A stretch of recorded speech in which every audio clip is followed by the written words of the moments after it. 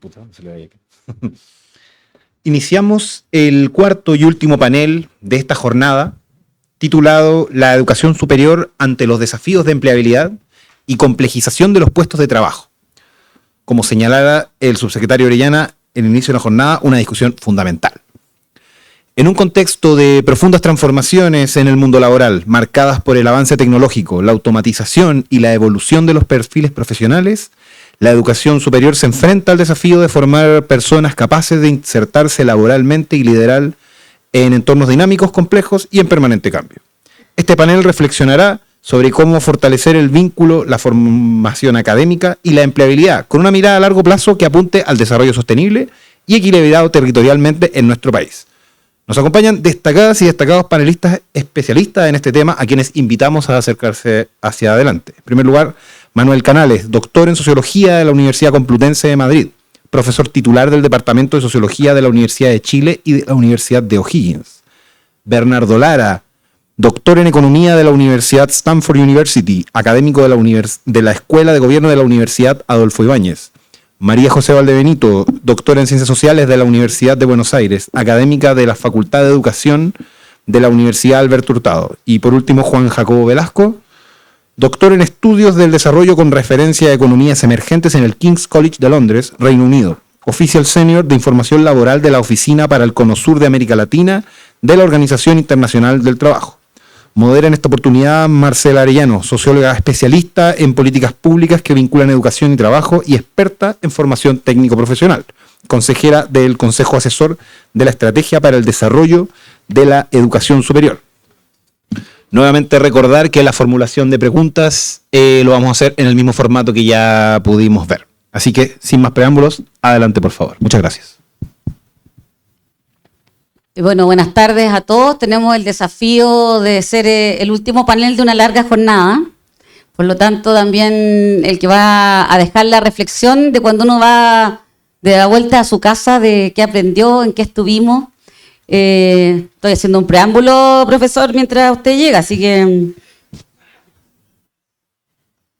para que no se note. Y antes de iniciar este panel que tiene que ver con la introducción, como con la formación, el desarrollo de capacidades, competencias, estas trayectorias educativas y laborales, pero en un contexto de incertidumbre no solamente laboral, tecnológica, sino que también política, ecológica, en donde van a vivir las personas que hoy día están en la educación superior, o lo que nos está tocando a las personas adultas desde el punto de vista de los desafíos de formación a lo largo y ancho de nuestras vidas. Voy a partir, esto lo pensé mientras tú no te veías. Dice, una sociedad poseída por el frenesí de producir más para consumir más tiende a convertir las ideas, los sentimientos, el arte, el amor, la amistad y las personas mismas en objetos de consumo. Eso es de Octavio Paz.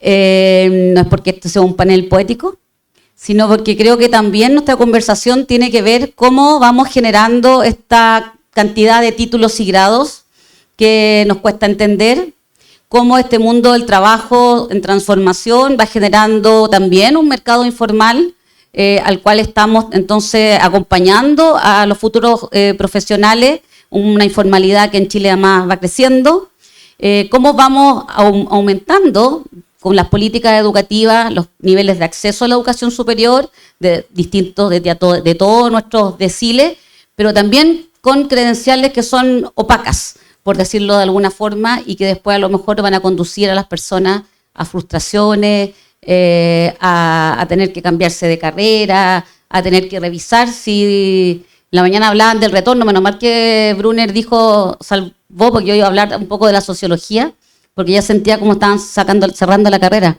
Entonces, pero no, él lo dijo mucho mejor. Así que la invitación aquí a los académicos, a los profesores, es como a poder entrar en este debate sobre el desafío que tiene la educación superior en este contexto que estamos viviendo, pero en el contexto de lo que se nos viene para unos 20 años más, pensando que quienes están tomando decisiones hoy día son los profesionales del 2050, del 2030, del 2040. Partimos, Manuel. Buenas tardes.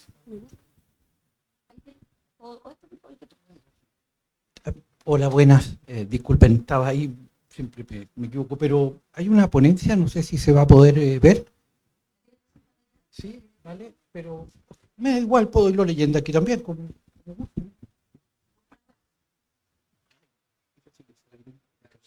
No la puedo. Es que, uy, hay que abrir una carrera para manejarse con todas estas historias. Un gusto. Bueno, para mí este es un tema crucial. Yo no soy experto en educación, no soy experto en nada, salvo en tratar de entender a Chile. Y en eso me he pasado toda mi vida académica y ciudadana. Y estoy en este tema porque creo que en este tema se juega el proceso chileno. Este es un tema crucial. En este tema se está tramitando ni más ni menos que la cuestión de la promoción social y la desigualdad, o la reproducción de la desigualdad. A fines de los 80, escuchaba yo a los jóvenes populares, es decir, al 90% de Chile, de los colegios municipales particulares subvencionados, que se dividían en dos sentimientos. Había uno que decía, no creo en nada. El intelectual orgánico de los no estoy ni ahí, que iban a durar la década. Y el otro decía, quiero surgir y no puedo. ¿Ah? Ya tengo, te digo, una barrera, no sé, económica para estudiar. No podían estudiar. Tenían su cuarto medio, no podían estudiar.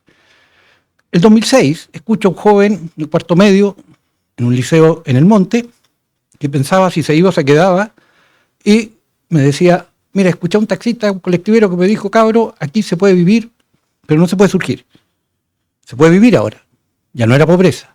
No eran los campos de los 60. Era el Monte de los años 2006. Prosperado, digamos. Pero al mismo tiempo no se podía surgir. Esa es la frase que va a recorrer por esos años y hasta ahora Chile. Después de esos años se comienza a escuchar otra frase, que es tú puedes.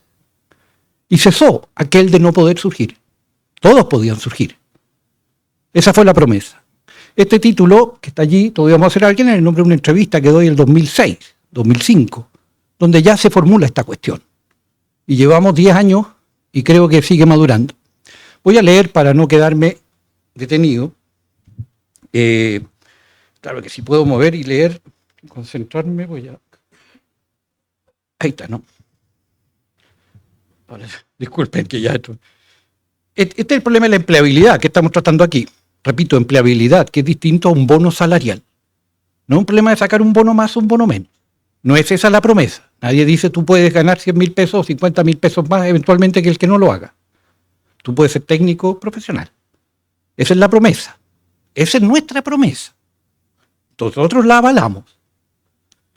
El problema entonces que se expone puede formularse porque hay un exceso de oferta de técnicos y profesionales o como déficit de la demanda de esos mismos.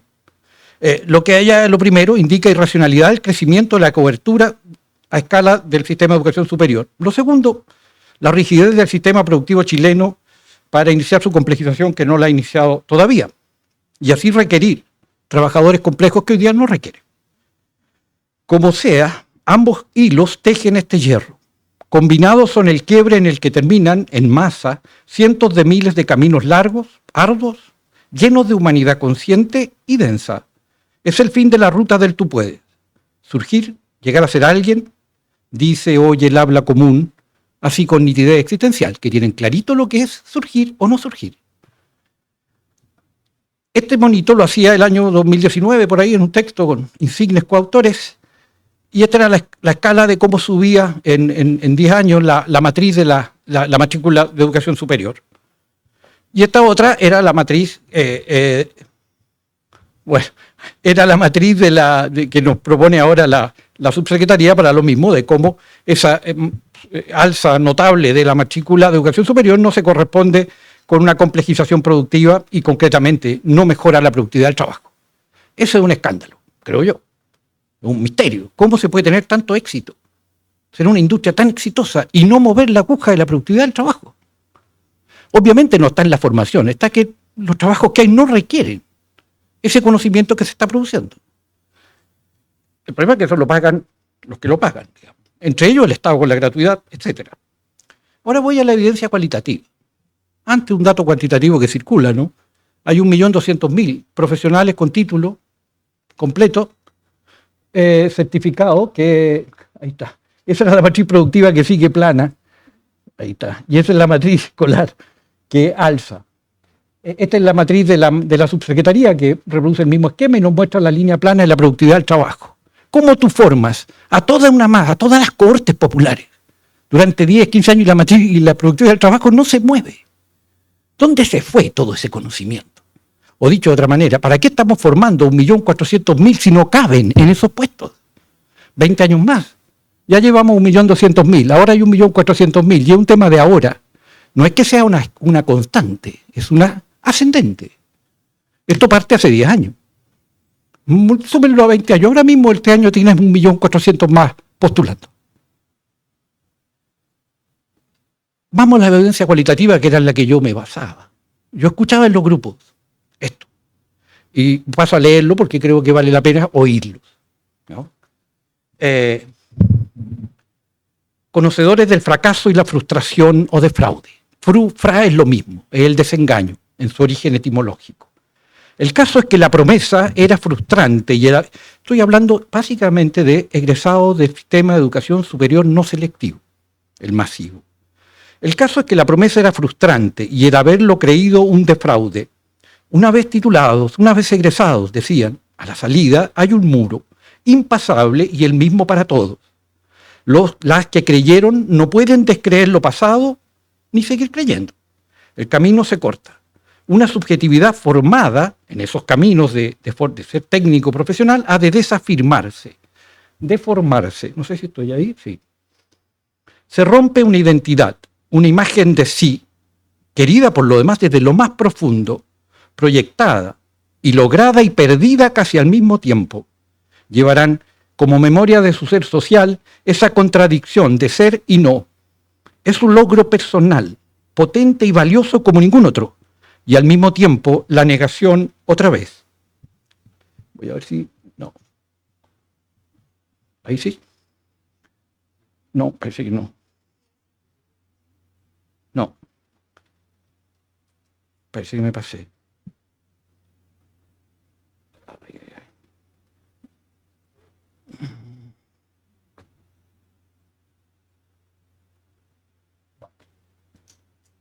Voy a mostrar la evidencia cualitativa ahora de su habla, ¿no? Esto forma parte de un texto que escribimos el 2020. Son los fragmentos. Y es un dato duro. Dato duro es el que se produce con técnica blanda. Y es duro porque dura. Yo creo que esto que van a oír lo seguiremos oyendo, para mi desgracia de todos quizás, por los 20 años que se están hablando. Datos duros, que duran. La técnica blanda para que pueda aparecer. Sobran. La forma normal es el fracaso. El lugar común de esos grupos, cuando hablan, es allí donde no están, salvo para señalar la anomalía. Tengo 2 compañeros que están trabajando. En la mía también súper poco. Egresamos como 30 y trabajando 4. Trabajando en lo que tienen que trabajar como técnicos, que los demás todos están trabajando. Y a lo mejor tienen bono salarial. Alguno, el otro no. Sobran por número. Sobran por número. O masa. Hay 500 currículos antes del tuyo. O sobran por nombre y prestigio. Si alguien de recursos humanos tiene todos estos currículums, lo que hace es revisar si son de la Chile, la Católica, y ahí eligen. Ahí está el ranking entre las 3 con la USACH. Y los demás aquí quedan. O sea, esa es la realidad.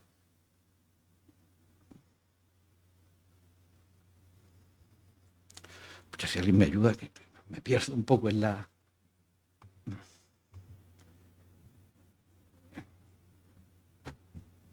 Claro. Es un descarte inmediato, es la descarta. Los descartan. La estructura le gana 2 veces al sujeto y su intento. Por la matriz productiva, que los requiere simples. Alguien tiene que hacer los trabajos que hay. Y por la dualidad social chilena, que los requiere abajo. Del viaje, que en su momento les requirió airosos, enrumbados, con toda la voluntad, toda la fe, con todo, como dicen, sino como, salen perdiendo y extraviados, y debiendo. Es el muro. Para los de su estamento, el pueblo, hablo de de ese 80, 90%, la salida, estudios profesionales, no conduce a otra entrada, trabajos profesionales. Egresan, pero no ingresan, deben regresar. Dice, uno sale a un mundo donde las puertas ya están cerradas. Siempre fallando, siempre debiendo, como si sus caminos hechos y sus títulos no alcanzaran. Forma estamental de incompletitud incorregible y misteriosa que les inhabilita. Quedan debiendo por lo que ya tienen, el título, y por lo que no tienen ni acaso tendrán. Siempre les falta algo más. La meta se corre cuando te le acercas. Una forma del desquicio. Haga lo que haga, fallará. Me dicen, tienes que tener experiencia, no sé, por 5 años, tienes que hablar chino mandarín, no sé, tener cosas que, no sé, que a uno le da risa igual eso, pero en verdad, o sea, te piden cosas ilógicas. Claro, te piden experiencia, pero no te dan oportunidades para... El orden no resiste un análisis lógico, pero no se inmuta por ello, es real, aunque ilógico. Y ahí se queda la subjetividad con su rabia, impotencia y otros modos de emocionar la debilidad abusada. El quiebre. La urgencia habitual de la economía familiar popular, por una parte, y la constatación de la inviabilidad de la expectativa laboral profesional, por la otra, fuerzan un quiebre, un cortar. Es el momento de la decepción y de alguna forma, acaso insostenible, de resignación. Entonces es un tema del trabajo, uno ya se va desmotivando y al final uno agarra lo que hay. Entonces, siendo que ya está difícil encontrar pega ahora, ¿quién se animó, se movió a la cualidad, a la competencia por conocimiento, a la especialidad? Debe volverse al régimen de los trabajadores simples o de disponibilidad. El profesional y su carrera y su camino ceden al jornal y su ley del agarrar, siempre al evento, siempre en presente, donde no se crecerá más, a donde no hay desarrollo posible, mundo que se vive día a día como los jornales y que lo único que avanza y se acumula es el tiempo. Pero cuando uno se mete a trabajar otra actividad fuera de la especialidad, dice, pierde mucho contacto y no gana nada de experiencia. Eso es lo fome. Fome es de fame, de hambre, lo que te deja con hambre existencial. Eso es lo fome. Pero tampoco se puede estar años buscando pega sin hacer nada más. Además, yo tengo una hija. Es la condena social que pasa por su propio condenarse, transmutando el todavía no de la esperanza cuando parte en el ya no de la melancolía y acaso de la rabia.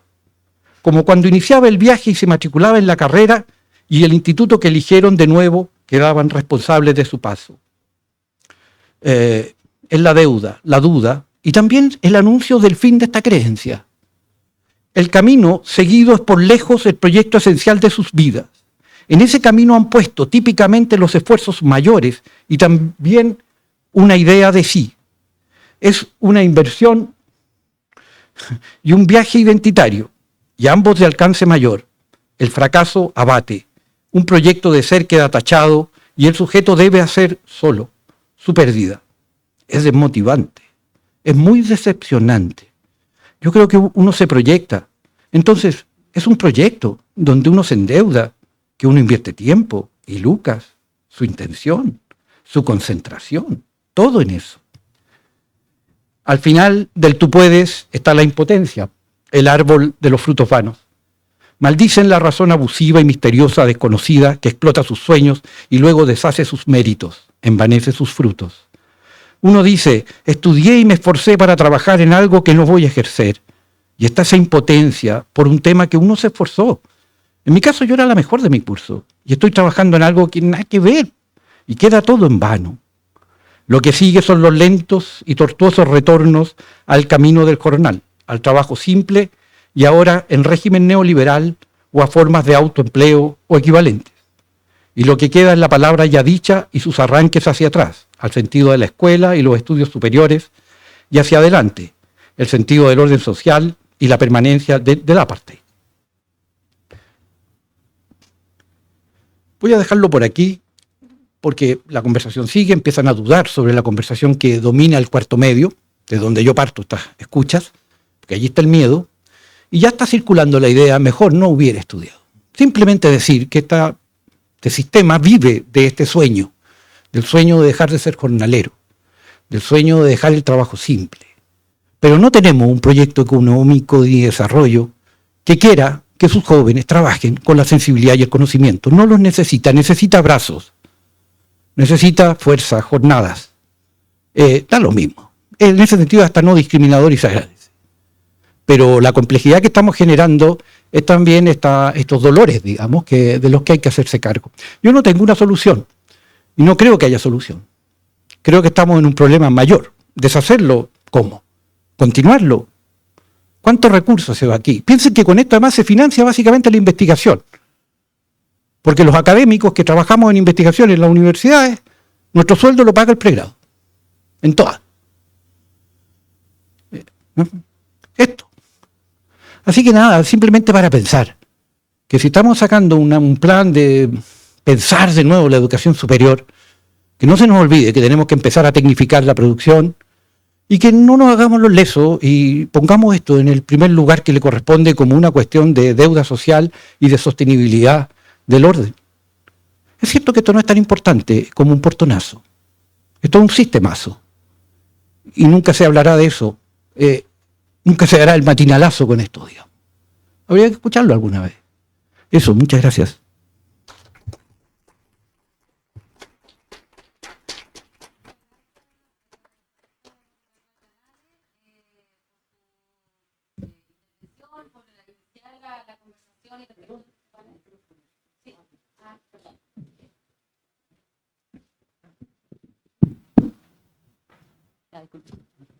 Entonces le damos las gracias a Manuel Canales por esta primera intervención y reflexión en este panel. E invitamos ahora a Bernardo Lara a que nos comparta también su visión y su perspectiva en esta relación educación superior, formación de personas, trabajos, tipos de trabajo, información. Hay hartas cosas aquí. Hay una presentación.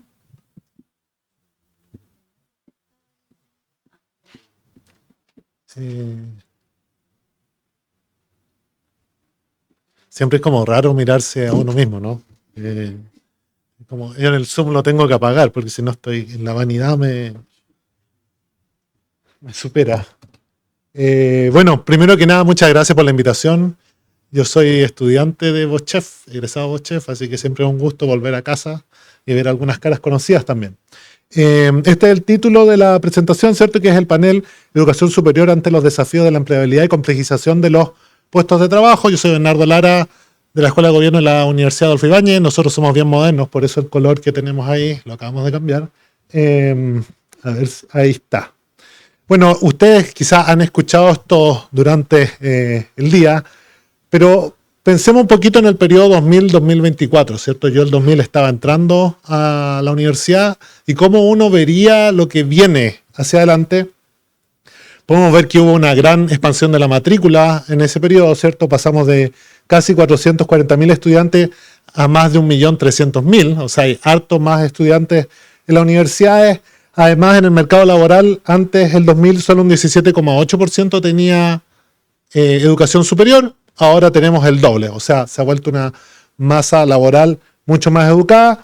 Y al mismo tiempo teníamos, ¿cierto?, un cambio tecnológico. En ese momento tenemos que pensar que primero se iban a venir dos cosas, unos chips, la ley de Moore, cada vez más poderosos, ¿cierto?, computadores más potentes.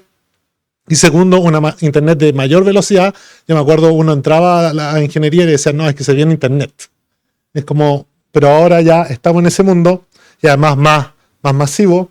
Y la pregunta un poquito inicial, poniéndonos como en el pasado, pensando en los cambios que vienen después, pero como una simulación, es ¿cómo resultó la expansión de la educación superior ante cambios tecnológicos acelerados? El mundo siempre cambia a mayor velocidad, aunque el 2000 parece bastante calmado de lo que es ahora. Después venía el 2001, las Torres Gemelas, etc. Solo para mostrar o dar una idea del cambio tecnológico, lo que pasa es que los chips, los transistores, que son como la maquinita que hace funcionar el chip, cada vez crecen a una velocidad exponencial, ¿cierto? Hoy en día es al tamaño de un átomo o de una serie de átomos los transistores que están haciendo. ¿Qué significa eso? Que en el fondo el teléfono que ustedes tienen en su bolsillo seguramente es más potente que el computador que tenía el centro matemático de VosChef en ese momento. O sea, claramente cambió el juego tecnológico y uno puede pensar qué habría pasado entonces, dado esto con masificación de educación superior. Uno podría pensar, como yo pienso desde economía, 4 modelos. Uno básicamente estático de oferta y demanda, ¿cierto? La demanda por profesional está quieta, se expande la oferta, hay más profesionales, esperaríamos que bajaran los salarios, pero que subiera el número de personas ocupadas, ¿cierto? Un segundo modelo, más lo que se pensaba en ese momento y que hoy día todavía está en cuestión, modelo de tecnología, que en el fondo cada vez estamos necesitando una población más educada en el mercado laboral. Ya no nos basta con la educación que teníamos antes, cada vez estamos necesitando más. Y en ese mundo, bueno, no es malo expandir la masificación, porque dado que se expande la demanda también, deberían subir los salarios y debería subir la ocupación de estos profesionales. Tercero, un modelo de signaling, un modelo que básicamente la educación en realidad no hace nada, no hace más que distinguirme, no agrega nada, uno esperaría caídas en el salario, simplemente reasignación, estoy haciendo el mismo trabajo que hacía antes, pero con un título, por decirlo.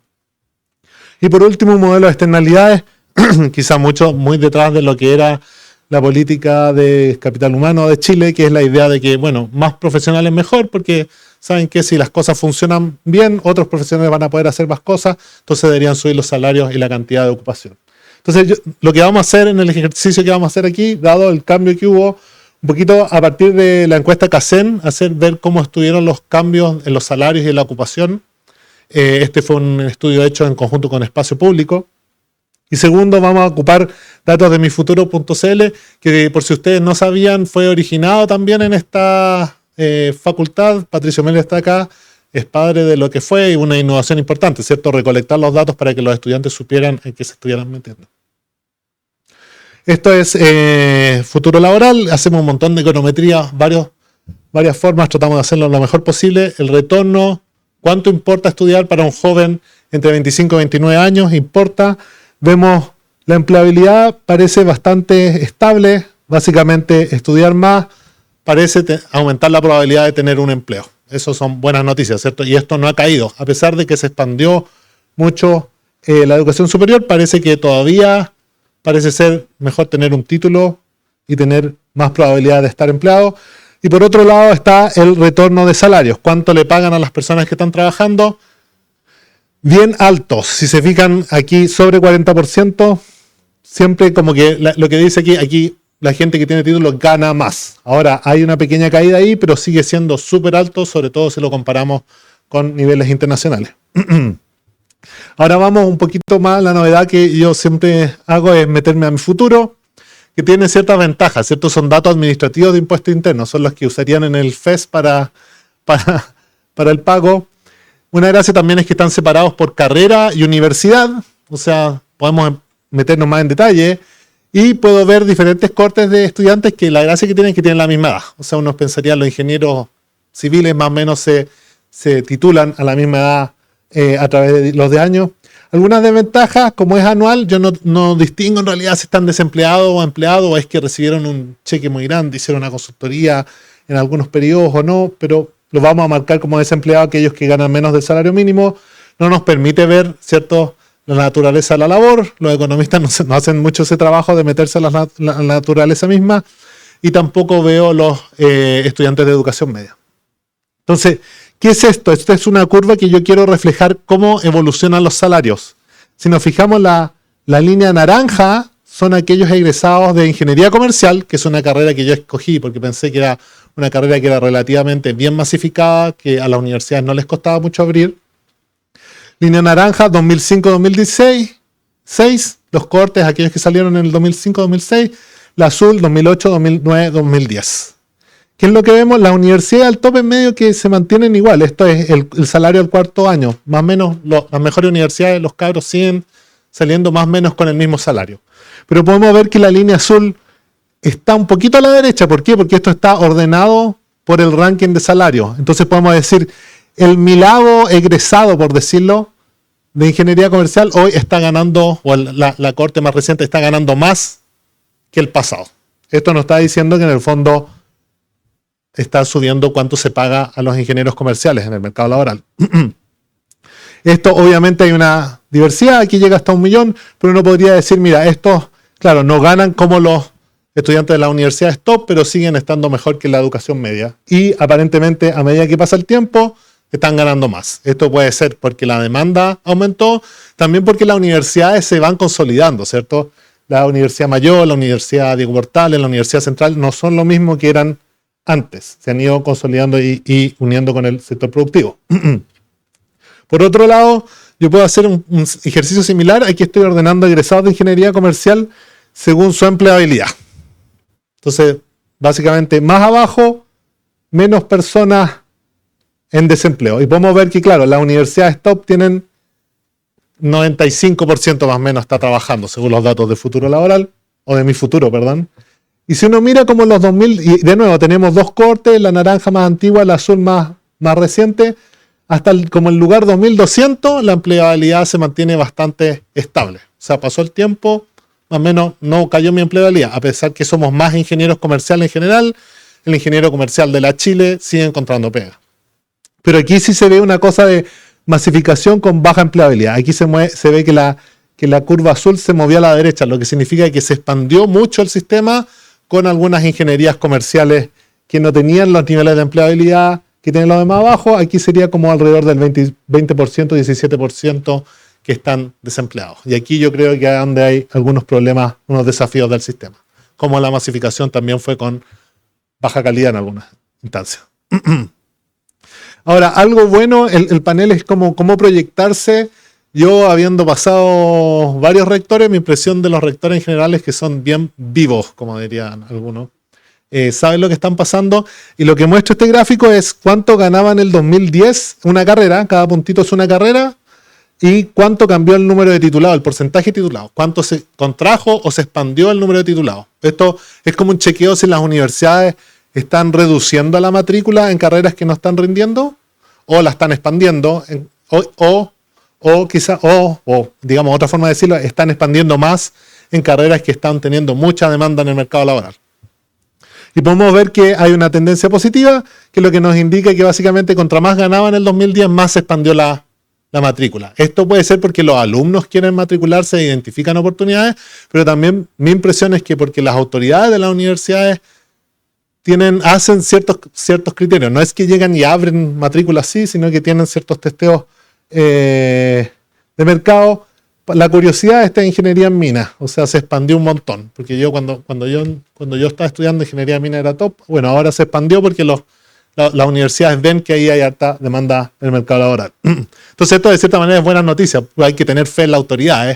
Otra pregunta es qué música les ponemos, pero yo diría que hay que tener fe en las decisiones de ellos. Ahora un poquito hacia el futuro, porque esto es hacia adelante, pero recapitulando, básicamente yo diría buen rol de la tecnología, parece que los salarios y la cantidad de gente ocupada sube, hay desafíos de la masificación con baja calidad y los estudiantes e instituciones parecen reaccionar al mercado laboral. Eso son buenas noticias. Pero ahora yo diría como a los desafíos actuales, tanto en el mundo en Chile, un desafío que yo veo, yo me acuerdo cuando José Joaquín decía la racionalidad tecnológica, como que ahora la veo en cuestión plenamente con Trump, que no cree en eso. Y una cosa que está sosteniendo es la ilusión manufacturera, que nosotros vamos a crear manufactura, que todavía esos trabajos están disponibles muchas veces. Estos son datos recientes del FMI. La línea más gruesa muestra el nivel de cuánto producen tanto Alemania como Estados Unidos. Y la línea más clara presenta el trabajo. Uno puede ver que básicamente no es que las fábricas, la manufactura en Estados Unidos y en Alemania estén produciendo menos, pero sí están contratando muchas menos personas. Y ese es un desafío importante. Y yo creo que hay poca vuelta a esto, en particular para Chile. Otra cosa es que el sector de servicios se ha vuelto fundamental en la economía, pero tiene un problema que la productividad no crece tanto. O sea, es un sector que hoy día está absorbiendo más del 70% del empleo. Las personas trabajan en el sector servicio, agrega ya aproximándose al 60% del valor de la economía, pero el problema es que, claro, crece en su productividad más bien lento.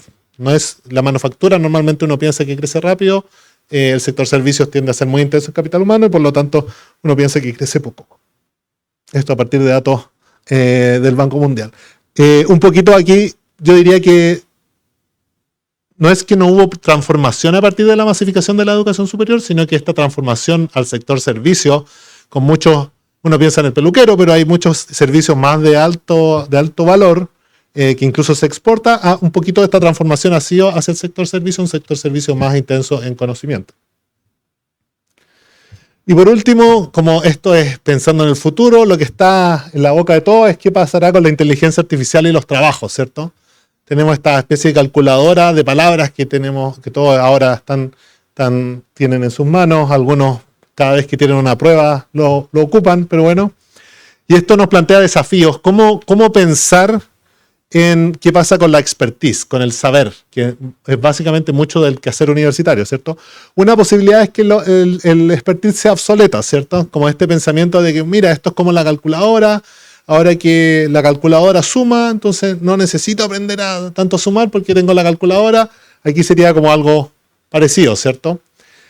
Eso hace obsoleta, que sería, por ejemplo, el conocimiento de un abogado experto ya no importa tanto porque en realidad le puedo preguntar a ChatGPT en alguna versión modificada. Otra alternativa es una expertise más bien reforzada. Estamos en la escuela de ingeniería. Todos los ingenieros que entran al primer año se compran una calculadora TI seguramente todavía. El que exista la calculadora no significa que no sepan sumar, sino que de verdad necesitan saber, entender la suma para poder usar la calculadora. ¿Están de acuerdo? O sea, lo que se hace en ingeniería es más avanzado. Necesito de verdad entender lo que está pasando para poder sacarle el jugo a la calculadora, y eso lleva una idea de expertise reforzada. Esto no sabemos qué va a pasar, pero yo creo que hay que empezar a pensar los posibles mundos, por decirlo. Esto es como un poquito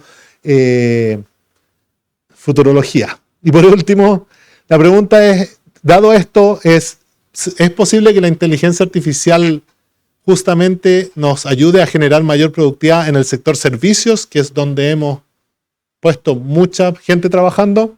Entonces aquí hay un estudio reciente que puede ser un ejemplo, digamos. Tenemos una tarea de escritura y algunos a los triangulitos les ponemos ChatGPT y a los cuadrados no le ponemos ChatGPT.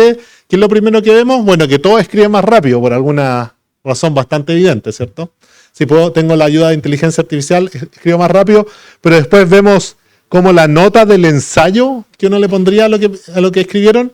Y aquí hay algunas que yo diría buenas noticias, que son que los que escribían bien, más o menos siguen escribiendo bien. Ellos no cambian demasiado. Los que se beneficiaron más por la inteligencia artificial eran aquellos que se escribían mal, porque gracias al acceso a la tecnología les aumenta la productividad. En el fondo lo que estoy diciendo es todo ese grupo que parecía con alto desempleo y como las instituciones que no están en la parte más alta de la distribución de calidad, quizás los egresados de esos grupos son los principales beneficiarios de la inteligencia artificial. ¿Qué va a pasar? No sé, pero yo creo que es importante que empecemos a pensar en esta alternativa. Eso, muchas gracias.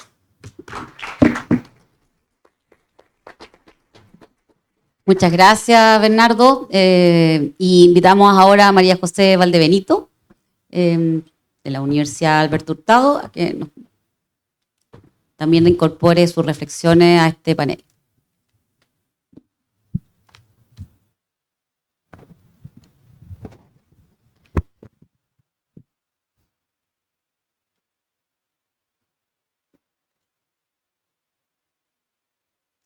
Bueno, voy a partir. Perdonen.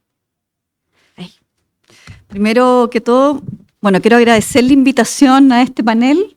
Yo en el Consejo participo en el eje 1, en el eje de trayectorias, y mi línea de investigación ha sido tradicionalmente la educación técnico-profesional y las trayectorias de jóvenes que transitan de la educación media a la educación superior técnico-profesional y también de la educación superior técnico-profesional al mundo del trabajo. Ahí hemos desarrollado varios estudios junto a Leandro que dialogan muchísimo con lo que nos ha expresado Manuel en relación a sus experiencias subjetivas, en relación a cómo se vive la formación y cuál es ese impacto que también tiene en sus proyecciones de proyecto de vida y de bienestar futuro.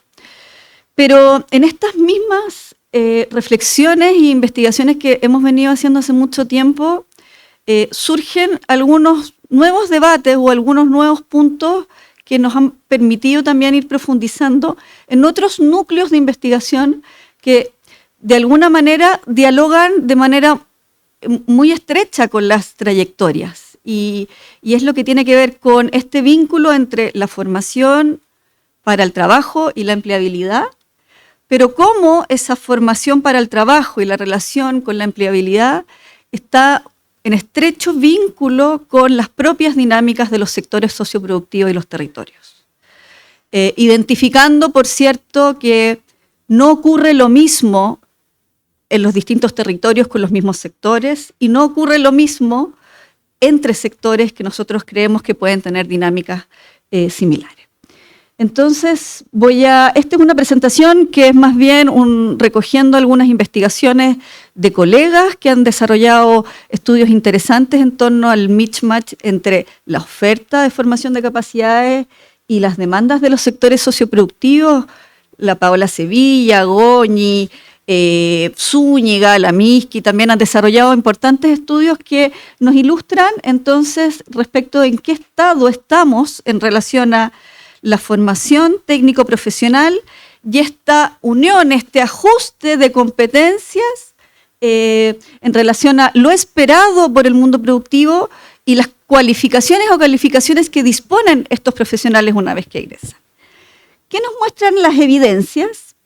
Es que efectivamente, bueno, la empleabilidad se ha mantenido estable en niveles significativos, pero el nudo principal tiene que ver con el ajuste o desajuste de esas competencias con lo requerido en un puesto de trabajo.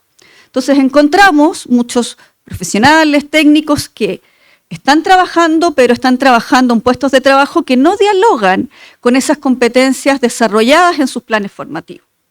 ¿Ya? Esos desajustes impactan a todos los sectores, pero los impactan de manera diferenciada en los sectores en términos de magnitud y características. Por ejemplo, los desajustes pueden ser una subcualificación o una sobrecualificación. Hoy día, con la masificación de la educación superior, nos encontramos en un escenario de más sobrecualificación que subcualificación. Eso es lo que ha ido aumentando. Pero esa sobrecualificación se da principalmente en algunos sectores socioproductivos, específicamente con ciertas características como son los sectores más asociados a servicios y otros sectores que de alguna manera, como se ha señalado acá a lo largo de todo el seminario, muestran una menor industrialización. Se observan también mayores brechas de cualificación o de sobrecualificación en los hombres y en los trabajadores de mayor edad, y hay grandes diferencias según territorios. Entonces, esto nos está dando pistas de que los territorios también se comportan de manera distinta porque hay factores socioculturales, de dinámicas y de interacciones entre los actores, así como dinámicas de la configuración de los mercados laborales y los sectores económicos en los territorios que pueden estar afectando esta configuración de los puestos de trabajo y el mismatch de lo que resulta de un proceso formativo en un territorio y lo que efectivamente están demandando y los puestos de trabajo que están disponibles. Y eso entonces yo creo que exige una mirada desde las ciencias sociales, es mirar qué está pasando en esos territorios y por qué esas configuraciones son distintas. Y finalmente también nos encontramos que, por cierto, hay diferencias de desajuste en función de las realidades institucionales. En el caso del subsistema de formación técnico-profesional encontramos realidades muy distintas, heterogéneas, ¿cierto? Tenemos instituciones grandes, con una cobertura territorial nacional, con grandes recursos y una estandarización de la formación, versus otras instituciones que son de emplazamiento territorial, pequeñitas, por ejemplo los CFT estatales, que cuentan hoy día con menores recursos y capacidades para enfrentar estos desafíos del vínculo con el mundo socioproductivo y la atención a las demandas de competencias y calificaciones.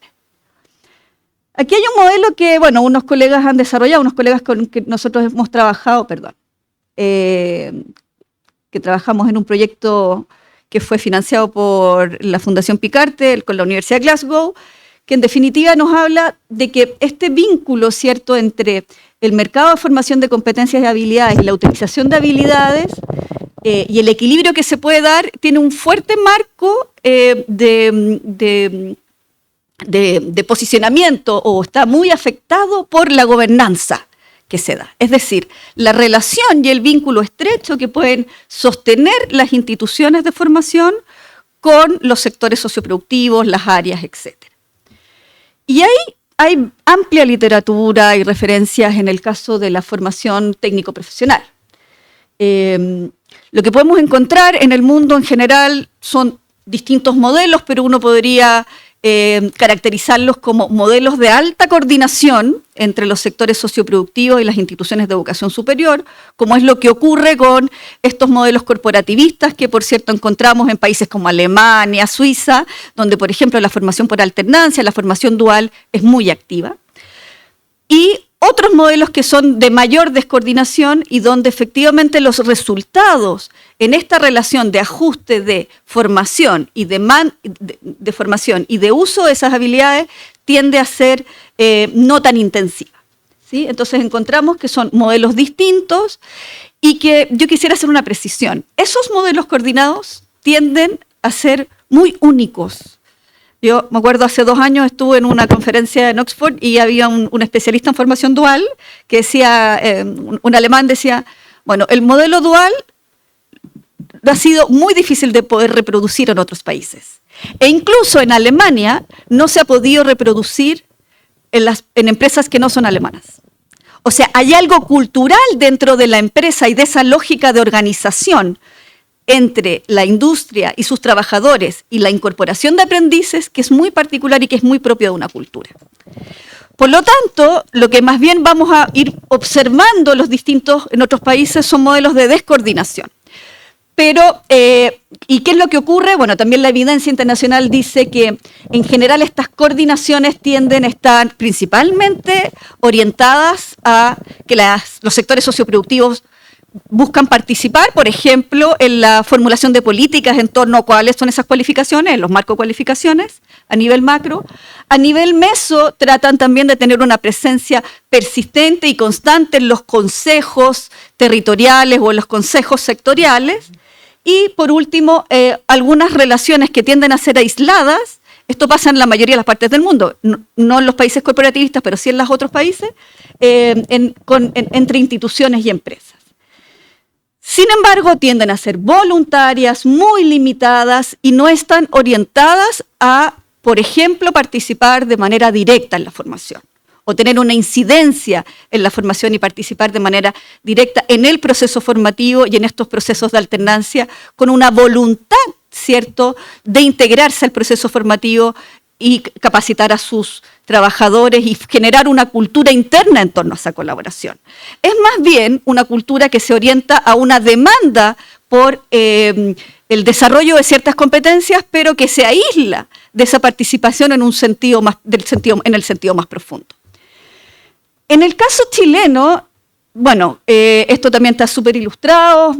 Ashton, Valiente, Sancajo han señalado que el caso de Chile en formación, en educación y formación técnico-profesional es un caso de extremo mercado, donde las evidencias también han sostenido que hay, ¿cierto?, una articulación muy frágil en términos de la articulación entre los distintos niveles. El sistema a lo largo de la vida, como dice Didier, principal, no existe en el caso chileno.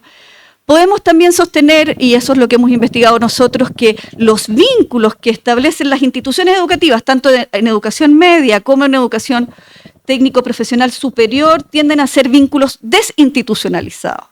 Tienden a ser vínculos que están sostenidos en torno a ciertas personas. En el caso de la educación media técnico-profesional, en torno al coordinador de práctica, al encargado de las especialidades, y en el caso también de las entidades de formación técnico-profesional de nivel superior, también ese capital, que es un capital de vínculo, un capital social que se establece, está muy particularizado e individualizado.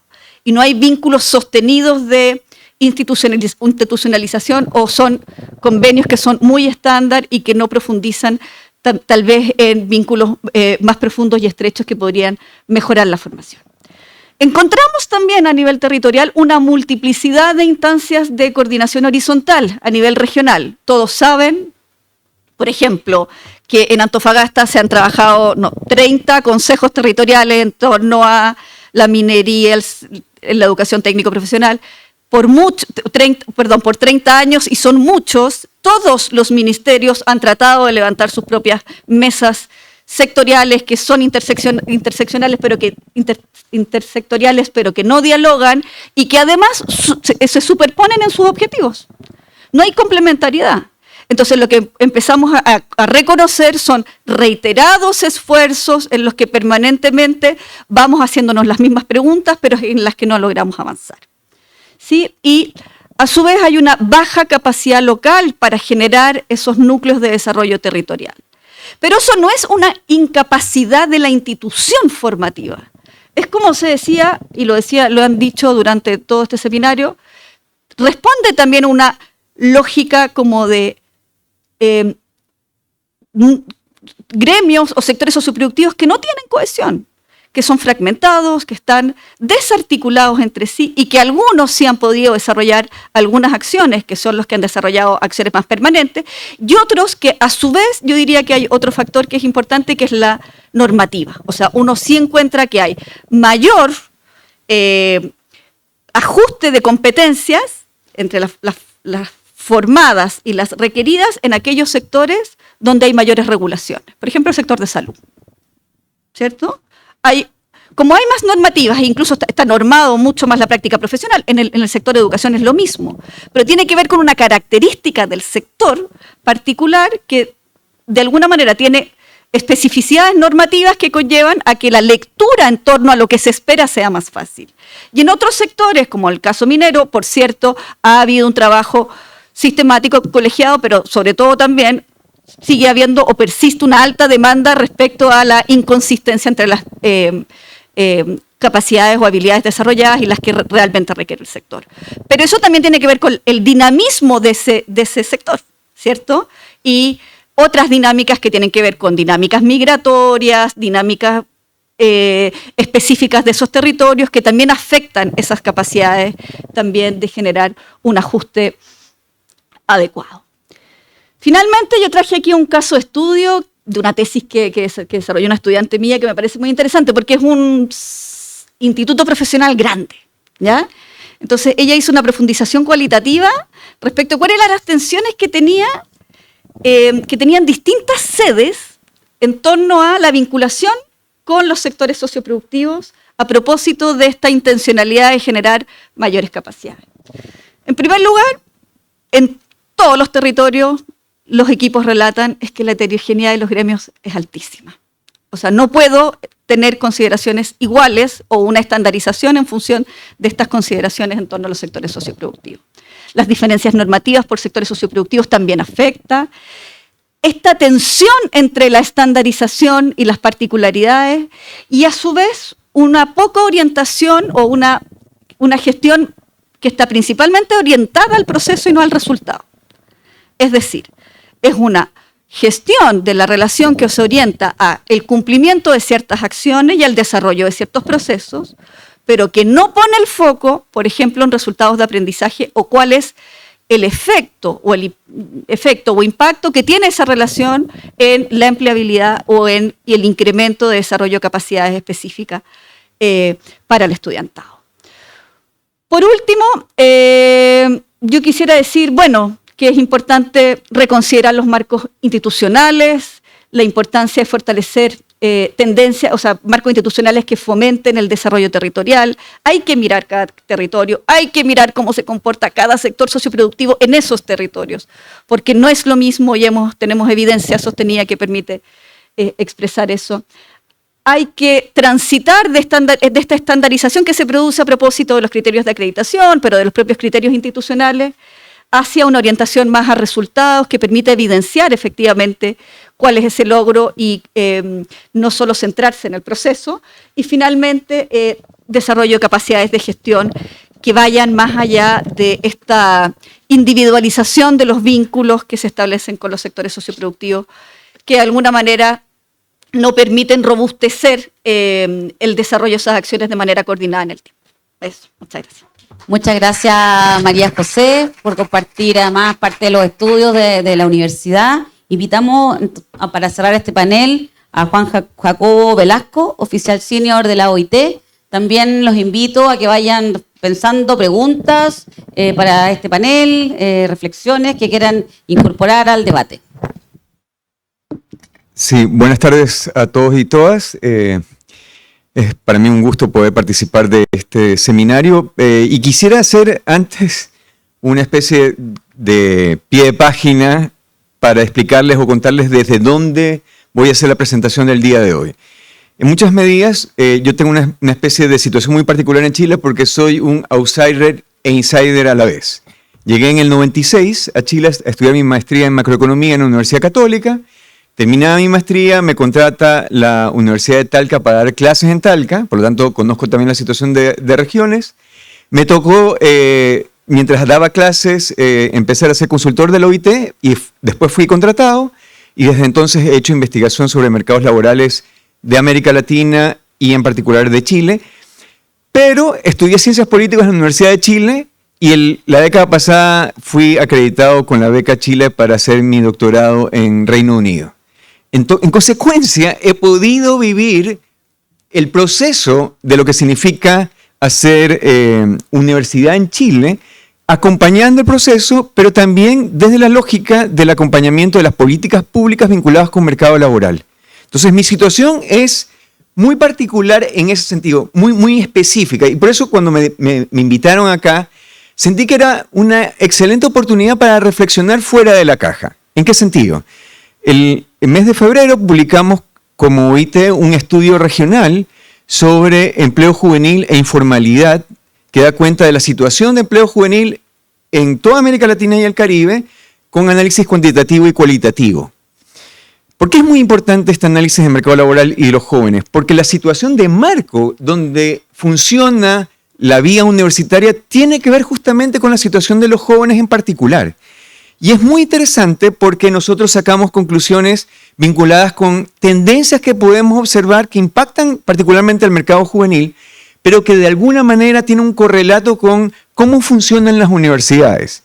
En paralelo, yo formo parte del Comité de Prospectiva Laboral que tiene Chile, que por lo cual hace esta especie de ejercicio de hacer el match entre oferta y demanda, y soy también parte del Comité de Transición Socioecológica Justa. Entonces, y acabamos de publicar con el PNUD un libro sobre las barreras de participación laboral femenina. Por lo tanto, conozco muy bien la situación del mercado laboral y desde ese juicio crítico, usando pensamiento crítico, no les quiero dar soluciones, sino quiero plantear los dilemas con los que se está enfrentando y se va a enfrentar el sistema universitario en Chile en estas próximas décadas. Y haciendo ese pie de página es importante porque en consecuencia mis reflexiones tienen que ver justamente con lo que observo que pasa en la realidad de la región y en particular de Chile también. Y por lo tanto, quiero hablarles de esto. Esto es un dato como de base. Ustedes ven, este dato muestra la evolución de las principales tasas de participación y ocupación de jóvenes y adultos en la región antes y durante y posteriormente a la pandemia. Y como se pueden dar cuenta, las brechas que hay tanto en participación como en ocupación se mantienen a lo largo del tiempo, son estructurales. Vale decir, independientemente del contexto económico, vemos que existen unas brechas muy importantes de participación entre jóvenes y adultos que se mantienen a lo largo del tiempo y que no tienen una solución sencilla y que tampoco tienen una solución, ¿me explico? O sea, hay muchas complejidades que conversan justamente con esta situación de base del mercado laboral de los jóvenes. Además, cuando uno ve y hace esta desagregación de estas tasas de participación y ocupación, entre los jóvenes, entre 15 y 24 años de América Latina y el Caribe en conjunto, hay brechas de participación y ocupación entre hombres y mujeres. Por lo tanto, hay un punto de partida que muestra que básicamente la situación de desajuste o de brechas entre hombres y mujeres se mantiene también a lo largo del tiempo y tiene un origen desde la perspectiva de los jóvenes también. Y en ese sentido, estamos hablando de un problema estructural que va más allá, o sea, que obviamente uno piensa que los temas de educación, etcétera, deberían acortar esas brechas, pero son bastante permanentes. Y cuando vemos el conjunto de la situación de mercado laboral de los jóvenes de la región, y en ese sentido Chile es también parte de esta discusión, vemos que hay una situación también estructural en los principales indicadores. Por ejemplo, la tasa de desocupación de los jóvenes respecto a los adultos es 3 veces superior. Vale decir, si tú eres joven, tienes 3 veces más probabilidades de estar desocupado. Las tasas de ocupación y participación, como acabamos de ver, tienen unas brechas de aproximadamente 20 puntos porcentuales. La tasa de ocupación de los jóvenes hombres es 1.3 veces la tasa de ocupación de las mujeres jóvenes. Por lo tanto, de partida, esta discusión sobre brechas de género tiene su correlato en el grupo de jóvenes en el mercado laboral. Pero cuando hablamos de mercado laboral o de la visión sobre el mundo del trabajo, estamos hablando también de temas como trabajo remunerado y no remunerado. Porque no solamente estamos hablando de mercado laboral, estamos hablando del mundo del trabajo, que es mucho más complejo, es de quienes están dentro como fuera de la fuerza de trabajo. Y las condiciones laborales son muy importantes a la vez. Y aquí este dato es brutal, porque explica de raíz un punto que desafortunadamente no ha sido tomado en consideración, la importancia de atajar el problema de informalidad desde su raíz. Los jóvenes en América Latina son 1.3 veces más informales que los adultos. Para que tengan una idea del guarismo en la región, los adultos tienen una tasa de informalidad del 47% y los jóvenes una tasa de informalidad del 63%. Esa puerta de entrada desde la informalidad es lo que los economistas llamamos el efecto cicatriz. Vale decir, tú ingresas al mercado laboral desde la informalidad, eso básicamente en la transición al mercado laboral significa que condiciona tu trayectoria laboral aproximadamente un 80%. Entonces, si yo ingreso en el 63% en la informalidad, se explica por qué finalmente la tasa promedio de los adultos es del 47%.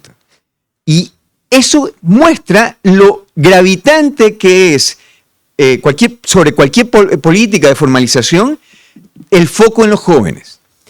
Por otro lado, y este dato es brutal, que generalmente no se conversa, por cada 3 ocupados jóvenes hay un ocupado que no estudia ni trabaja remuneradamente. Muchas veces ustedes lo han conocido y generalmente se utiliza el argot, los nini, ¿no? Que no estudian ni trabajan. Pero no solo no estudian ni trabajan, no estudian ni trabajan remuneradamente. ¿Por qué? Porque el 70% de los que no estudian ni trabajan remuneradamente son mujeres, los jóvenes. Mujeres, chicas, que tienen que dedicarse a las tareas de cuidado. En países como República Dominicana, por ejemplo, la maternidad adolescente llega a una tasa de aproximadamente 16%. Para darle un ejemplo, una situación de vida que condiciona su participación en el mercado laboral. Y estas condicionantes son fundamentales para entender el mundo del trabajo en su complejidad.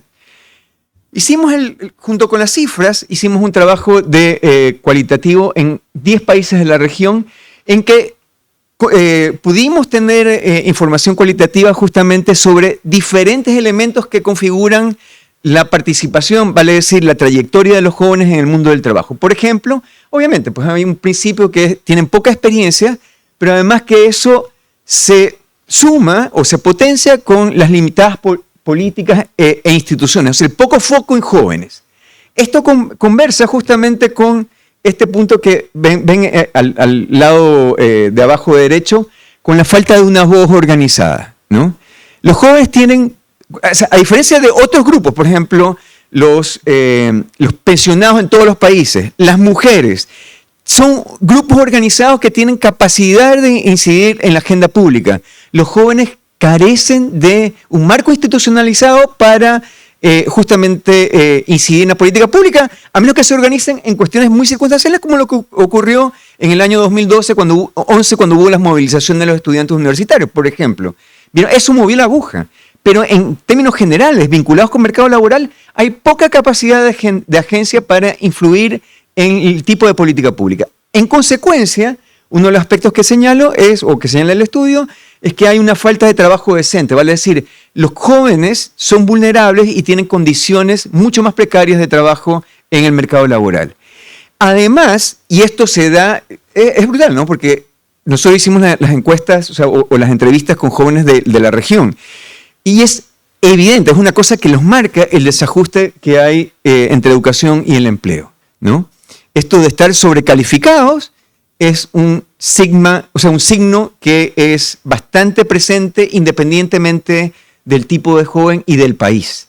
Por lo tanto, es un problema que no solamente corresponde a Chile, sino que básicamente tiene una incidencia muy importante. Y lo otro es que esta inactividad, o sea, esa famosa inactividad o no participación en el mercado laboral es bastante más persistente en los jóvenes y que tiene una componente de feminización también notorio, ¿no? O sea, cuando hablamos del 70% es que es una situación que afecta sobre todo a las chicas. Y después, cuando sumamos el componente de contexto en un sentido mucho más amplio, hay una emergente presencia del aumento de ansiedad en los jóvenes, de todos los grupos de edad, y eso lo muestran estudios a nivel global y a nivel regional. La ansiedad de los jóvenes es otro signo de lo que incide en su estructura y trayectoria laboral. ¿Por qué es tan importante esto de la ansiedad? Básicamente porque lo que antes no se discutía son las condiciones de salud mental de las personas, ¿no? Algo que de alguna manera cada vez entra más en la conversación. Y esa condición, digamos así, de origen es un inhabilitante en el momento en que estos jóvenes se relacionan con el mercado laboral en principio. Entonces es como muy importante también incorporar esto. Pero quiero ser acá muy específico, y si se me permite, majadero en señalar una cosa que es extraordinariamente importante que la universidad tiene que considerar tanto en Chile como a nivel global, a nivel regional, perdón. Y es este gráfico. Ustedes pueden ver el cambio demográfico que hay en toda la región. Esto es América Latina y en el conjunto. Y para el 2046, la cohorte más importante va a ser los de 60 años y más. Es decir, en 2 décadas vamos a experimentar el cambio más profundo en la composición demográfica de la región. De la región. Chile es un caso paradigmático en este momento porque es parte de la conversación. Pero ese punto debiera ser un tema esencial al momento de conversar o de estructurar la conversación sobre formación universitaria y mundo del trabajo en toda América Latina, pero en Chile en particular. Porque este cambio es un pivote que condiciona básicamente todas las maneras como pensamos el mundo del trabajo. Y cuando digo esto, es que esta generación de jóvenes van a ser los que vivan por primera vez una transición tan dramática en la estructura demográfica durante estas próximas décadas. Ellos van a ser, digamos así, la corte central que va a experimentar este cambio que ninguna de las otras cortes ha experimentado. Por lo tanto, ¿cuáles son los elementos que me parece son fundamentales a la hora de conversar sobre, a tomar en cuenta sobre la relación de los jóvenes con el mundo del trabajo? Y de nuevo, por eso es tan importante considerar el tema del contexto jóvenes a la hora de hablar de universidades y vinculación con el mercado laboral. Y en ese sentido, básicamente, uno de los aspectos también cruciales, y eso es importante que la universidad se repiense, es todo lo que tiene que ver con el uso del tiempo y los sistemas de cuidados. El uso de tiempo significa que un joven puede decir, ¿sabes qué? Yo me voy a relacionar esporádicamente con el mundo del trabajo. Vale decir, quiero un año viajar, quiero un año dedicarme a hacer investigación, quiero un año dedicarme a ser barista. ¿Me explico? Es decir, hay ese repensarse sobre el uso del tiempo que es fundamental y que tiene que ver justamente con la contracara. El uso del tiempo, y eso es un tema que está muy relacionado particularmente con la situación de las mujeres en el mercado laboral, tiene que ver con la ausencia de sistemas de cuidados, nacionales de cuidados. Por lo tanto, pivotal para la discusión de cómo participan las personas en el mercado laboral, particularmente las mujeres, pero también los jóvenes, tiene que ver con la estructura de las políticas de sistemas de cuidado. Y cuando hablamos de eso, hablamos también en el caso de las universidades, porque ustedes como docentes también lo deben vivir.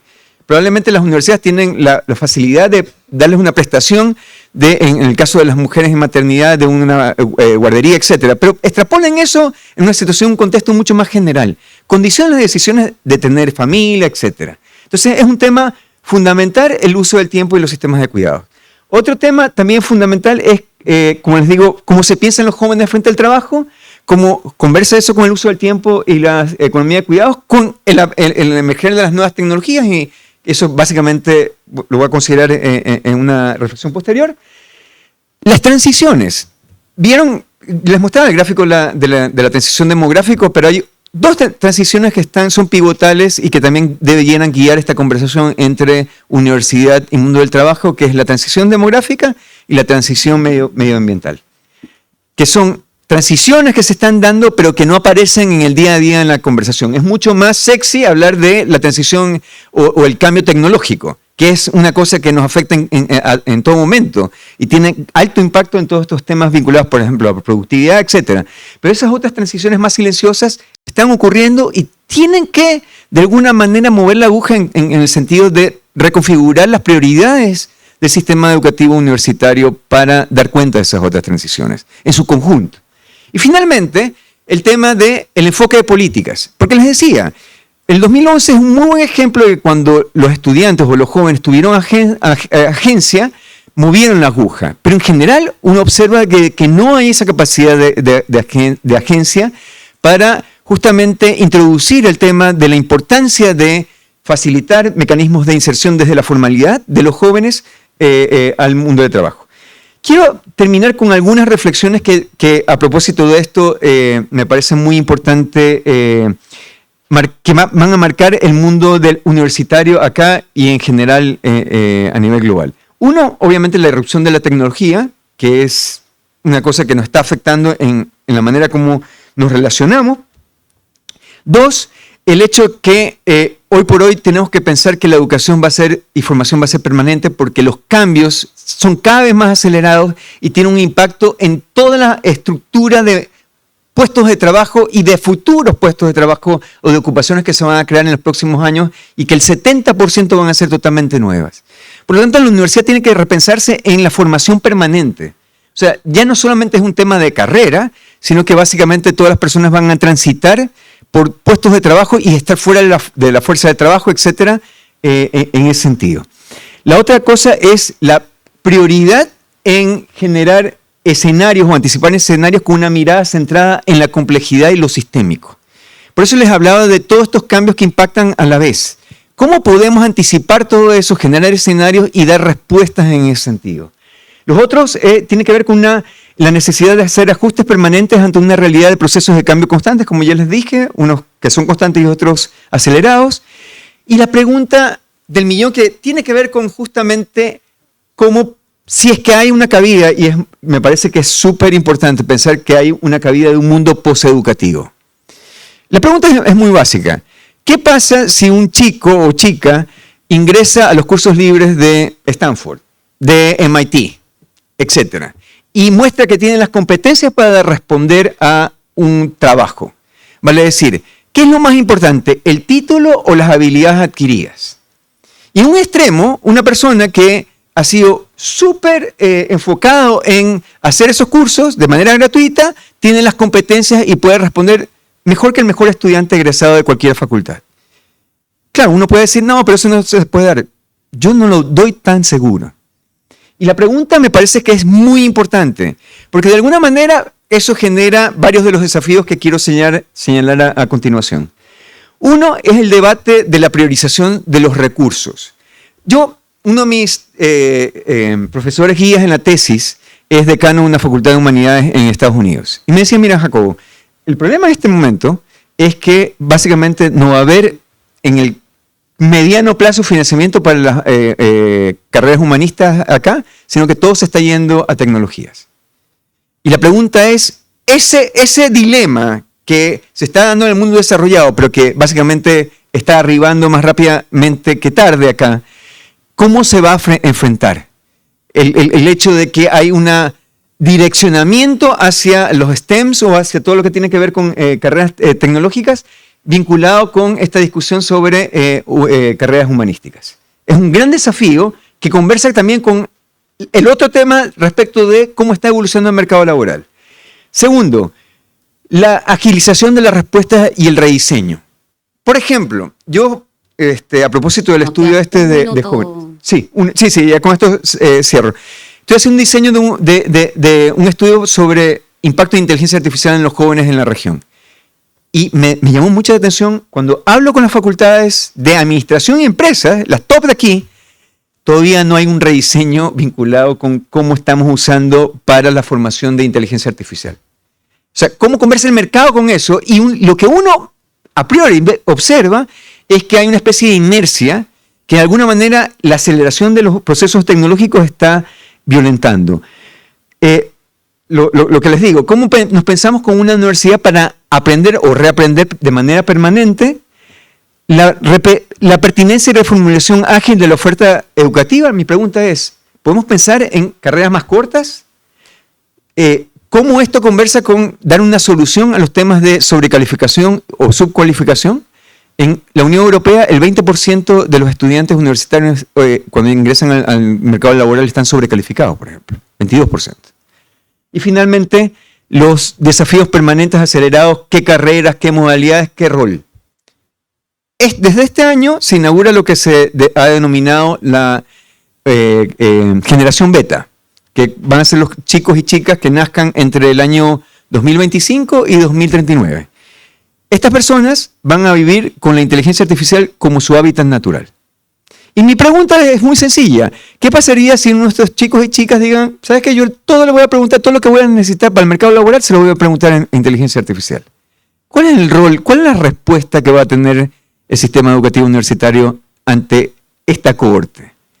Y con este dilema o esta pregunta, solamente poner que todo esto se da en un contexto regional de alta informalidad, de condiciones de baja productividad para todos los más jóvenes. No quiero decirles, pero creo que la acción es ahora, esta generación de jóvenes es pivotal y los dejo aquí en orden del tiempo.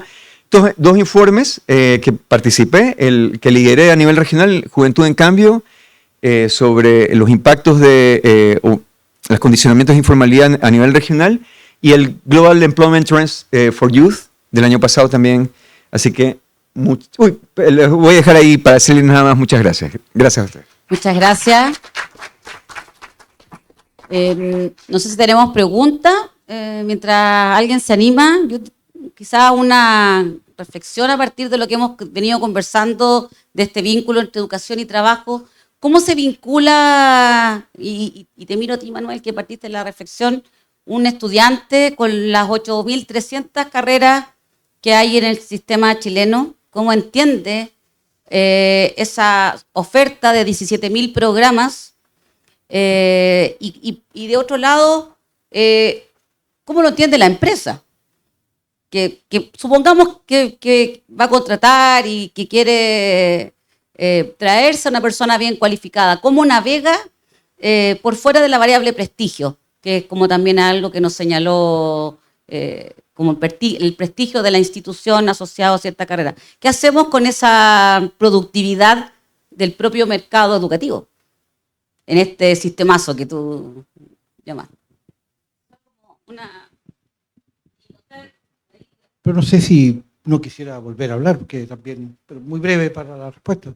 O sea, yo tengo la impresión de que la elección de carreras, por ejemplo, en los cuartos medios, es muy distinto si tú estás en un colegio particular a si estás en un colegio municipal particular subvencionado. La elección de carrera en los colegios comunes de Chile se entiende que es con melancolía, que lo tuyo no, por ejemplo, en un grupo, están todos los jóvenes diciendo, yo voy a estudiar en un técnico, no sé qué, carrera súper especializada, y una niña dice, yo voy a estudiar medicina, y la que hace el grupo de discusión dice, wow, hasta ladra la moderadora, por lo impropio, por lo inesperable, porque no corresponde. Ellos saben que no les corresponden aquello.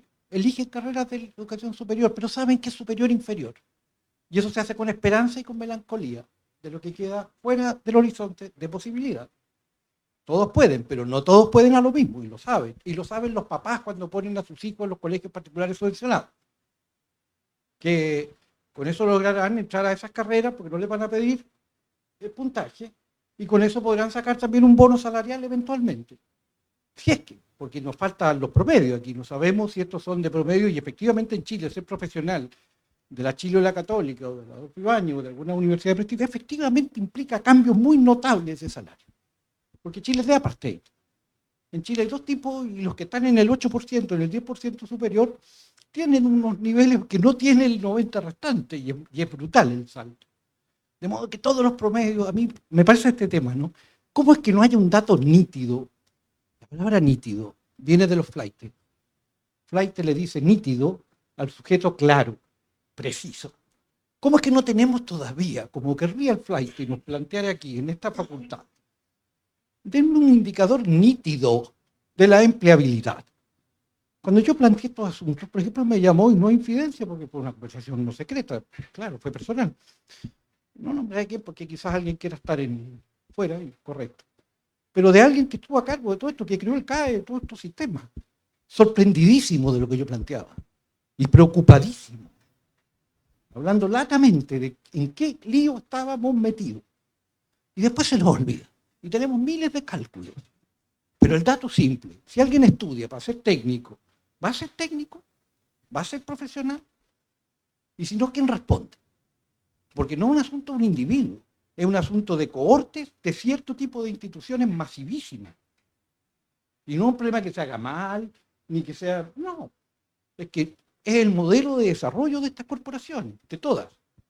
Todos los financia el pregrado. ¿Qué hace una universidad? Más matrículas, obvio, lógico. ¿Qué otra cosa va a hacer?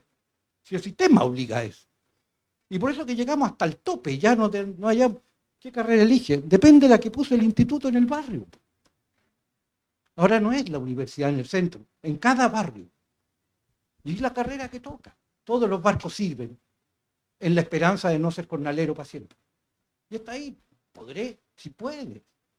Está ahí, te vamos a considerar tu horario. Estamos en el centro, cuando vas a Talagante te vuelves.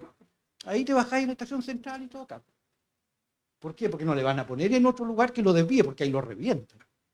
Es un cabro que trabaja, todos estos son trabajadores, todos. Jóvenes estudiantes trabajadores. A mí una vez me pedía la FAO que hiciera un estudio sobre los jóvenes trabajadores del campo. Yo le decía, son jóvenes trabajadores estudiantes. Porque estudiantes eran también. No, es que quiero ver trabajadores. Si lo lamento, no te los puedo separar. Hoy día es ser estudiante trabajador.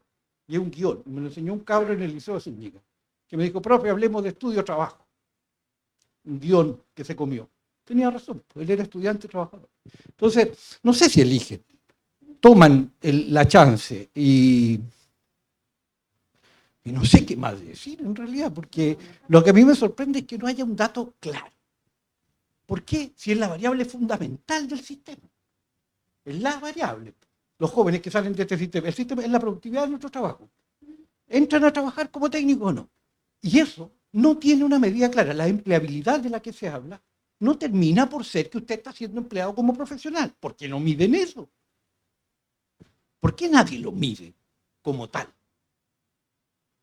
Cuando es la variable del sistema. Quizás porque no podemos ver el número y su desigualdad, etc. Y no sabemos qué hacer. Pero por último, partamos de ahí. De que estamos en un brete, porque usamos eso como una manera de que los jóvenes... Si todo esto está vinculado a presiones políticas, sociales, 2006, 2011... un Estado neoliberal, pero que al mismo tiempo financia gratuidad, es un desquicio. No tiene ni una coherencia, ni una. Se sostiene solo en la ilusión necesaria de los jóvenes populares. Y le dicen, pues todos pueden ahora. Pero en fin, ya hablé. Sí. Pasamos el micrófono a la Paola y hay una pregunta.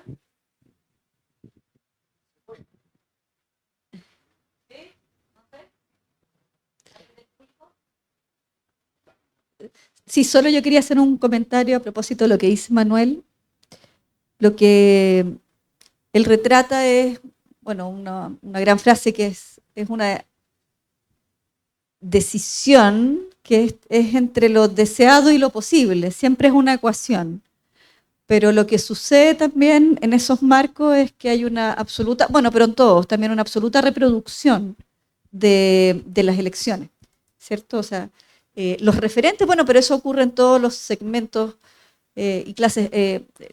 Los referentes más cercanos, la familia o primos o vecinos, son los que transmiten esa información, que tiende a reproducir, tiende a hacer una reproducción en función de los capitales disponibles. Y las estrategias de marketing que desarrollan esas instituciones al interior de los establecimientos educativos, que si uno lo mira con ojo crítico es muy delicado.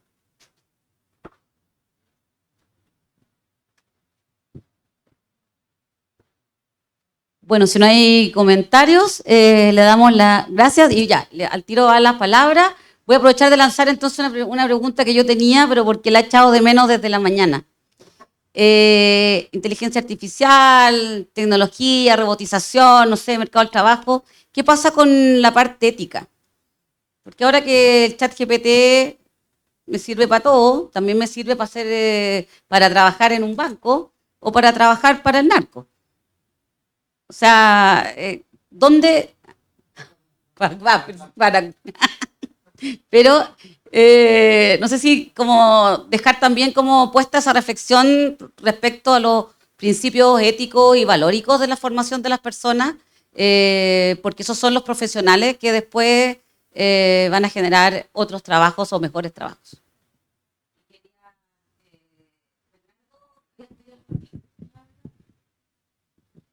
Sí, respecto a lo primero, bueno,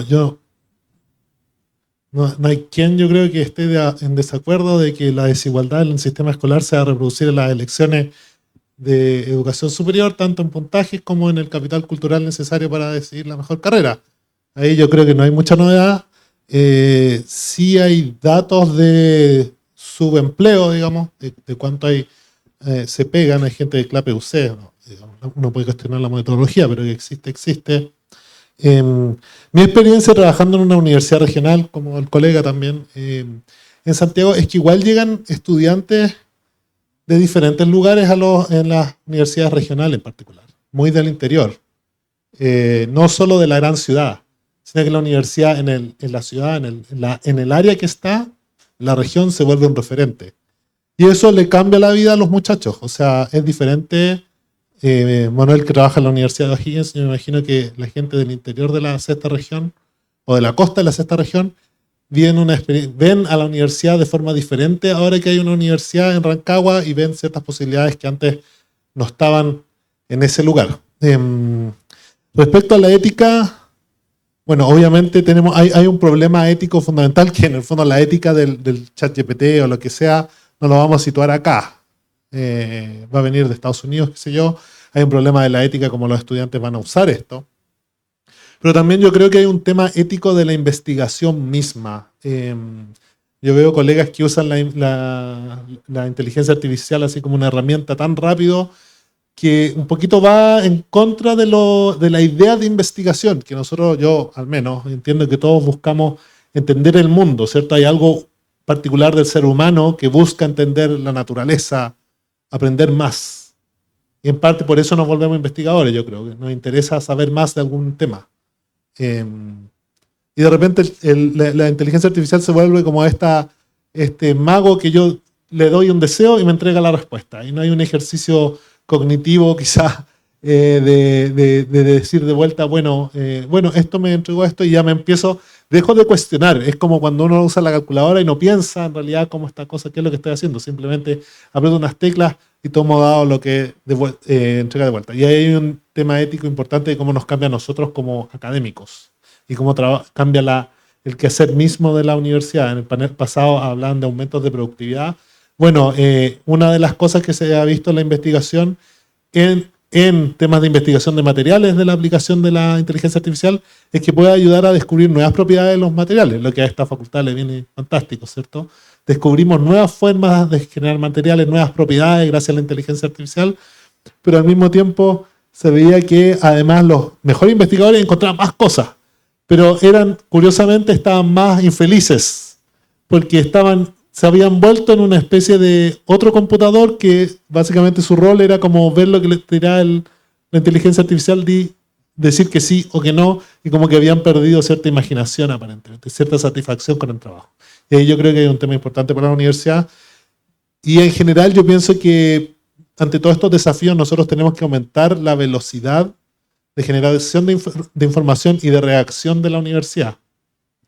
La universidad pública, si yo quiero, a veces un colega reclamaba, si quiero comprar una toalla Nova, necesito generar más papeles de burocracia que el papel que está en la toalla Nova. Entonces, como una cosa bien loca, ¿cierto? Bien kafkiana. Entonces, yo creo que necesitamos más información. Las universidades deberían estar atentas a los cambios en el mercado laboral. Debería haber un sistema de monitoreo de cómo la inteligencia artificial está afectando los trabajos. y las universidades están listas para ajustarse rápidamente ante los cambios que observan. Sí,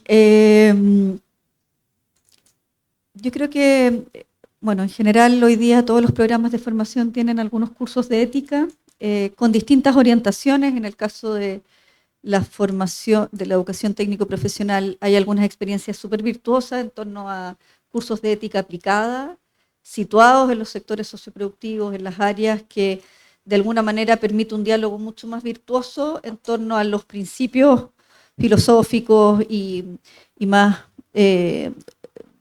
como del contenido asociado a la ética con esa posibilidad de aplicabilidad. Pero yo creo que hay un elemento que todavía no ha sido trabajado de una manera extendida, tanto en el mundo de la formación superior técnico profesional como en el mundo universitario, que es el aprendizaje de la ética en espacios laborales. Y ahí la principal carencia tiene que ver con, posiblemente hay algunas carreras que sí lo logran hacer mejor, por ejemplo las pedagogías. Sin embargo, las posibilidades de desarrollar prácticas tempranas donde tú puedas reflexionar sobre esa experiencia y el desarrollo de una identidad profesional y la ética situada en ese espacio laboral es muy relevante.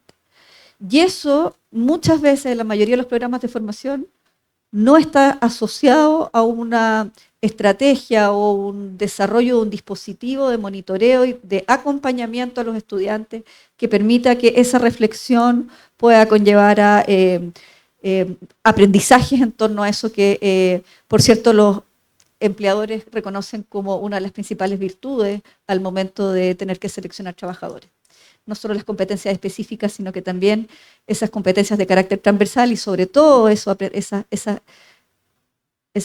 capacidades éticas que de alguna manera generan esa confianza y una experiencia que puede ser virtuosa para ambos lados.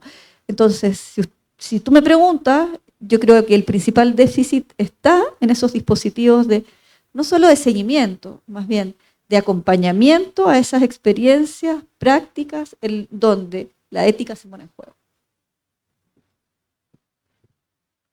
Yo aprovecho para comentar, me parece interesante esta discusión sobre la ética, que me parece muy pertinente problematizar en el siguiente sentido. A propósito de este ex director de tesis, que ahora es decano, me decía, mira, el problema en este momento en las facultades de humanidades en Estados Unidos es preguntar cuánto se va a usar inteligencia artificial. O sea, ya no es si se va o no a usar, sino en qué medida y con qué criterios. Y eso no hay un estándar. Vale decir, cada facultad o cada grupo de profesores tiene que definir los criterios con los que se va a facilitar la investigación o el uso de inteligencia artificial entre sus estudiantes. Porque la pregunta es, ¿se van a apartar de la necesidad o de la utilización de inteligencia artificial y en qué medida? Y esa es una parte del debate. Y probablemente la investigación en este momento sobre este dilema es lo que está mostrando básicamente diferentes resultados en función justamente de las decisiones que se están tomando, tanto a nivel de universidades como a nivel de sistemas educativos. Entonces es algo más complejo, pero de alguna manera, puedo decirlo, es relativo, ¿no? Relativo a la decisión que toma cada universidad, cada estructura educativa en su conjunto. Esa es la primera cosa.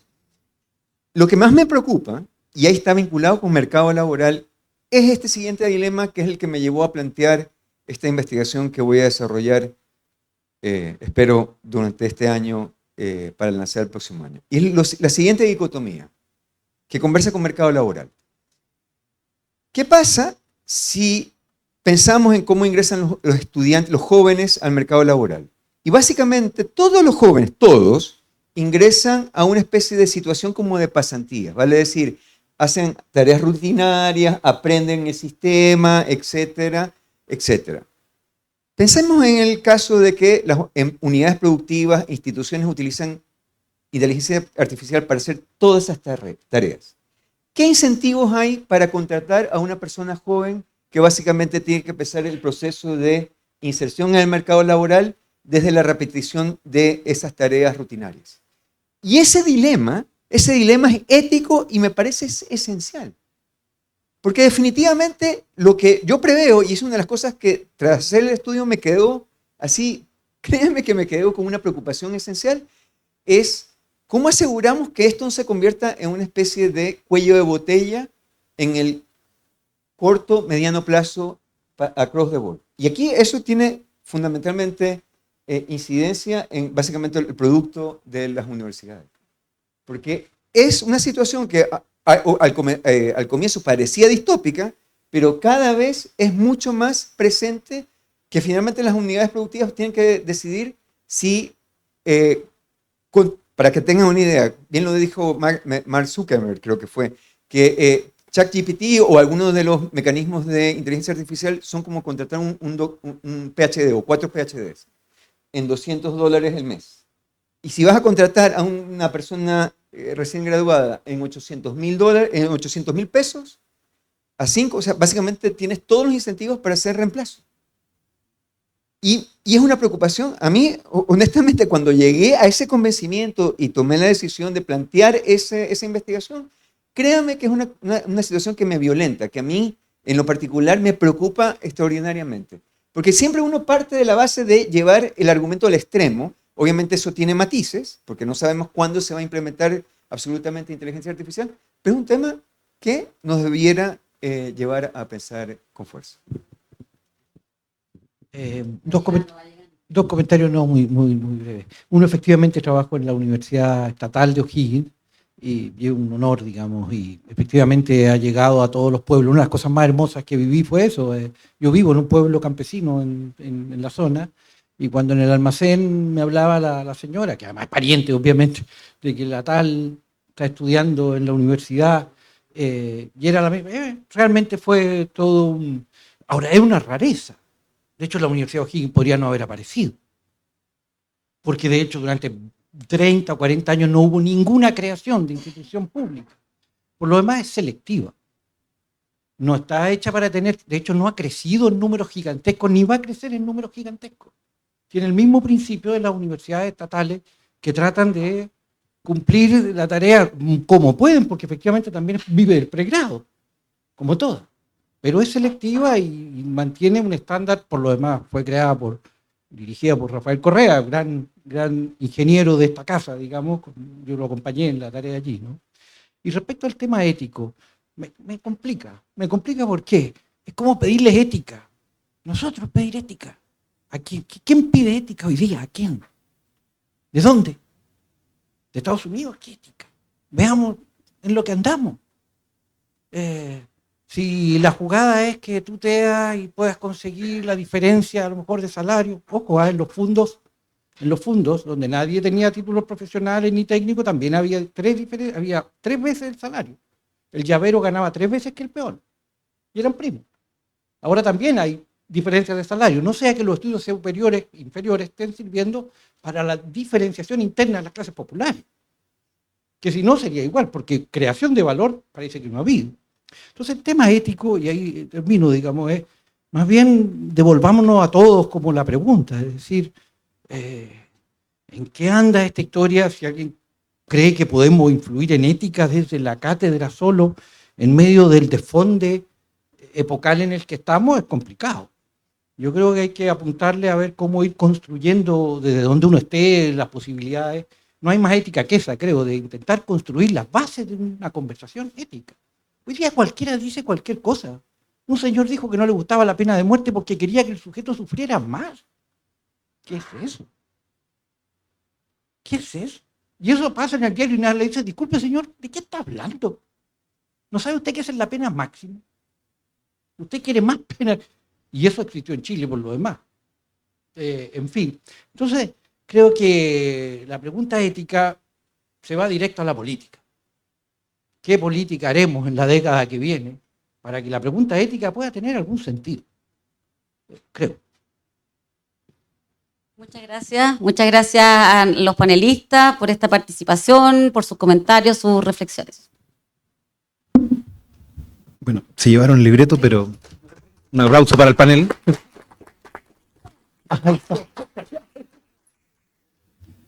Era breve igual.